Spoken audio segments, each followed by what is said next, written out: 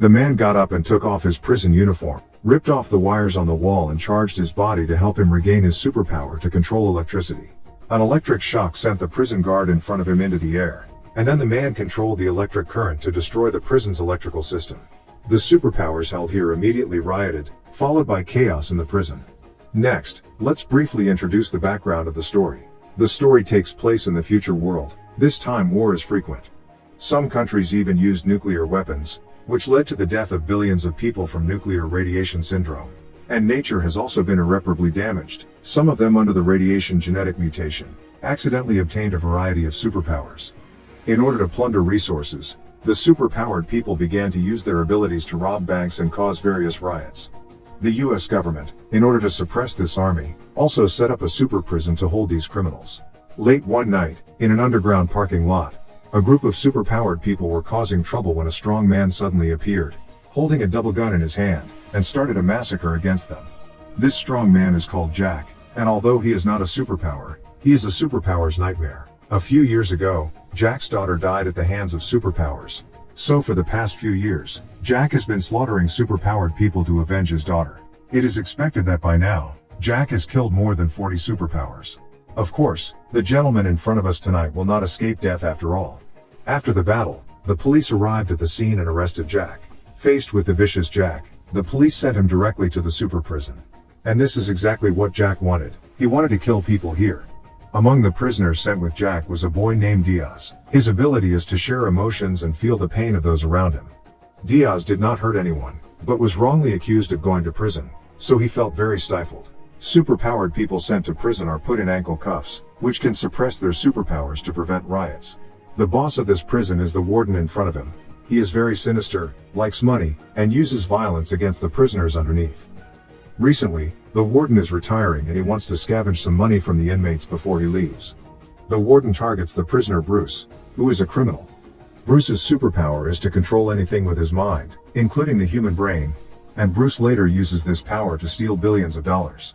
Because a criminal like Bruce has no chance of getting parole, the prison warden says, as long as Bruce transfers the money to himself. He promised that the next warden would not look for any trouble when he arrived and would keep the current special care.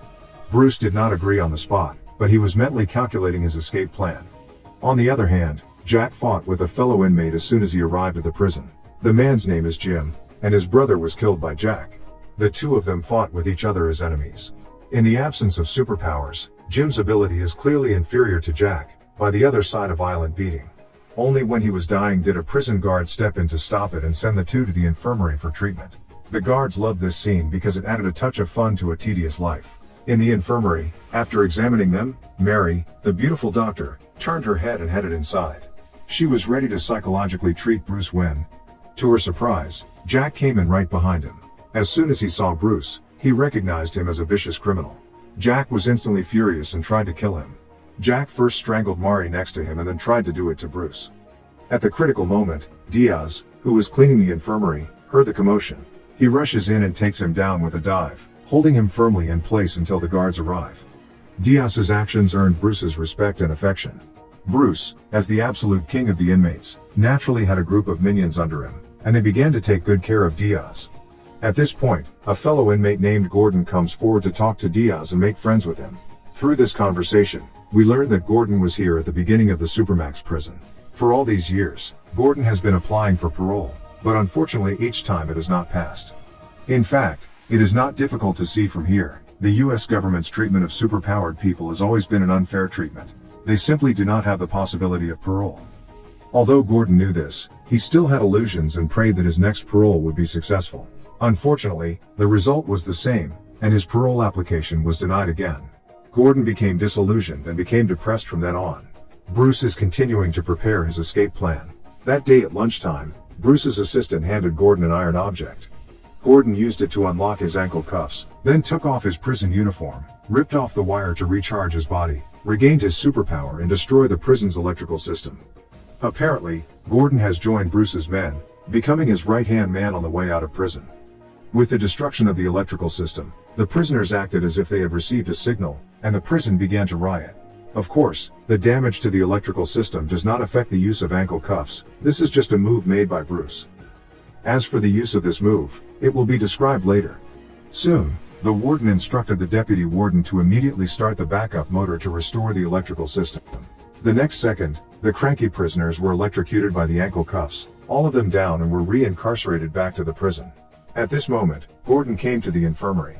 Looking out the window at the free world, his face showed unstoppable sadness. Seeing the riot was suppressed, he realized that there was no escape. Just then, a female prison guard arrived to punch Gordon down. Then, she received the order to kill Gordon. The female prison guards are intolerant, but the order is hard to resist. She still punched Gordon again and again in the face until there was no movement. As things unfolded, the warden realized that the riot was probably Bruce preparing for the escape. He saw Diaz getting close to the other man and thought there was something secret between them. So he approached him and tried to make a deal. Unfortunately, Diaz really does not know anything. Bruce only asked him to listen to his own words, only obedient to get out. Seeing no useful clues from Diaz here, the warden went straight to Bruce. Warn him not to think about escaping and that the best option is to work honestly with himself. Bruce changed his attitude and agreed to cooperate with the warden. Only he needs time to transfer money as well as the network, which needs to be provided by the warden. The latter, upon hearing this, casually agreed to do so. The guards went down to the basement to check the wiring that had been damaged by Gordon, then had the staff make repairs while the prison systems were completely updated. In the meantime, the super prison returns to its usual life, with only Bruce silently carrying out his plans. He used the tablet computer provided by the warden to create a virus program to prepare for the jailbreak.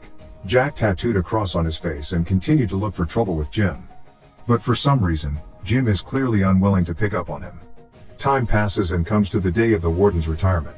He came to the office with champagne and high spirits. After a simple cleanup, found Bruce, took out his tablet computer, and asked the other party to transfer money to his account. Bruce was very cooperative, picked up the tablet and began to transfer funds. The warden was very happy, but did not know that Bruce, while transferring money, while planning his own virus program set in the system. Soon, under the effect of the virus program, the prisoners' ankle cuffs lose their effect, they collectively regain their superpowers, and the prison riots instantly. Diaz was notified in advance and went to the infirmary to hide, but still could sense the pain of other escapees. Thanks to the beautiful doctor who comforted him in time, he was able to ease his pain. The prisoners, who had regained their superpowers, let themselves go completely and were in a mess. I thought the final superpower showdown would be great, and I was disappointed to see the money start to burn. The special effects of the battle of the superpowers is almost zero, there is not the slightest point to watch. On the other hand, the warden of the prison received a call and learned that there was chaos outside. Immediately ready to go out to command, but found that the prison door has long been Bruce locked. At this time the warden still does not know that he is Bruce's escape plan, and the most important part. Outside, the prison guards gradually cannot support, call the deputy warden to find a solution. The deputy warden said that the entire system was built on a generator and that restarting the generator would reconnect the ankle cuff system. Hearing this, prison guard Alan rushed to the basement and prepared to restart the generator. Unexpectedly, a superpowered man caught up with him at that moment and wrestled with Alan to stop him from restarting. The two sides fought back and forth, and the fight was unbearable. After all, a superpowered person is a superpowered person, and Alan, as an ordinary person, is no match for him, so he is overwhelmed by the fight. At the critical moment, Alan noticed a pipe on the side. He smashed it open, and a large amount of hot air instantly gushed out from it, and the superpowered man was scalded to death. Meanwhile, the warden, who had finished calling for backup, sat relaxed in front of Bruce, holding his tablet and smiling at the amount in his account. At this point Bruce suddenly snapped. He has a skill that no one else knows about, that is, the exchange of brains. That's right, Bruce did all this to exchange brain consciousness with the warden, with the help of his body to open a new life. Bruce knows that he cannot get out, only this one way to get free. Before Bruce let Gordon destroy the power system, just so he could have the opportunity to plant a virus program into the system when he fixes the update. It turns out that Gordon was a cannon fodder all along. When the warden figured it all out, it was too late. Bruce has used his superpowers to complete his plan to swap consciousness with the warden. Bruce then knocked out the warden with a punch, and Alan's side managed to activate the generator, and the shackle system was restored. The warden then took control of the scene, electrocuted all the prisoners and took them back to their cells. Soon after, Bruce's cell door was opened. Bruce struts out, then turns around and instructs the guards to send Bruce to a small dark room and never let him out. The film ends with Bruce getting his life back, while also getting Diaz and his assistant out of jail. After all, from the beginning he had told the two men not to join the riot. The only way to have a chance at parole. In this way, Bruce borrowed the warden's body to start a new life. And that's where the story ends. Corrective Measures is a sci-fi film that was recently released. Although the film's plot is slightly confusing, and also full of holes, but it is likely to be Bruce Willis's last film, we recommend watching the original film.